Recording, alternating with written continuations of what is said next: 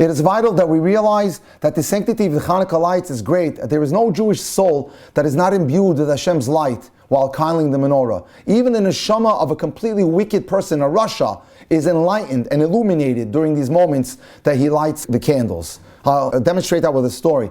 In a certain Jewish town in Lublin, there was a Moser, an informer who used to rat on the Jews to the Gentile authorities. And he would wreak havoc by informing the rulers of the Jews' supposed wrongdoings. A delegation from the city approached the holy Jose of Lublin. He was a giant Talmid Chacham and a huge tzaddik during Chanukah to ask him to save them from this Moser, this informer. But when they handed the Jose a slip of paper with his name in order to curse him, the Jose replied, "I don't see what you're talking about. I see this man's neshama shines throughout the world. He's a very holy man. Why would I want to do something so bad as to curse him?"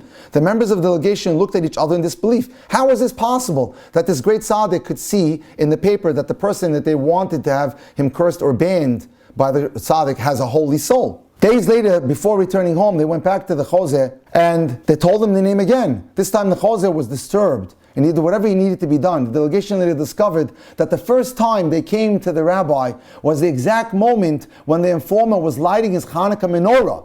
Even the neshama of such a wicked person as that Moser, that informer, was illuminated at that time. Look what the power of Chanukah candles can do. It can even take the soul of a wicked man and transform it into a soul of a holy person that has the highest of souls.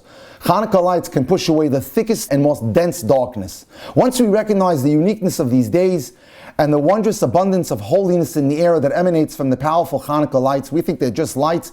There's so much going on here in terms of their incredible sanctity and their power to brush away darkness. We must seize this amazing opportunity. We must do something to ensure that these feelings and the sanctity remains with us and its light will endure throughout the year. By trying to have the proper preparation spiritually for this holiday, we can reap enormous benefits and walk away tremendously elevated as we navigate the rest of the winter. The pasuk says, "Va'asita menorah zahav tahor mikshaz ta'aseh menorah yerecha v'kana giviha." You shall make a menorah of pure gold, and the Torah tells us it should be hammered work out of one piece of ingot gold, and it describes how it should be made. Hashem commands Moshe Rabbeinu to make the menorah, which would be in the Mishkan and later in the Beit HaMikdash. And Moshe said, "I don't know how to construct it." Out of desperation, he says to God, "I don't know what to do." So Hashem says to him, "Take the gold, throw the gold into the fire, and it will be constructed by itself." Thus the pasuk tells us that the menorah shall be made to teach us that it was made by itself. And that's a crucial lesson, ladies and gentlemen. What's the lesson? Each person must do whatever they can according to the most of their abilities to be able to create the effort for whatever it needs to do. And that's so important in Shidduchim. Just like Moshe Rabbeinu, he didn't know what to do. God said to him, "Do something. Throw the gold in the fire. If you can't figure it out, let's do something. Make some effort." And we have to make that effort in Shidduchim. We've got to go out there and make our effort. We have to make the calls to the Shadchanim. We have to get a great resume. We have to work on our dating capabilities and abilities. Whatever we have to do, and that's something that I lecture at length. It's not for this particular topic, but if you need any help in dating, just go to TorahAnytime.com. There, if you look me up under Dr. Jack Cohen, thank God there's almost 450 or not more lectures on dating. But so we have to make the effort to become the best daters, to have the best resume, to have a good job, whatever it may be. And that's the lesson. No one is expected to do more than their abilities. No one will complain if a person fails to complete the entire Shas every year, or if he fell short of authoring thousands of books. But he will have to give an accounting of whatever he could have done and then not bother trying. So what the Torah is teaching us here, effort is the key.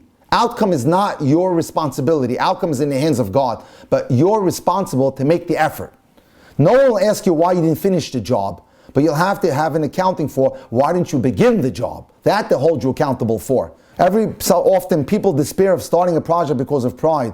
They can't stand the thought they may fail to finish properly and someone else will finish and take all the credit, so they don't even bother to start. What we need is a spark of humility, a mindset that one is not interested in the outcome, but one is focused on the task. Our job is to start, is to try, is to struggle. The remainder comes from Hashem. All we have to do is just start the car, get it moving, and leave the rest to the Ribono Shel Olam.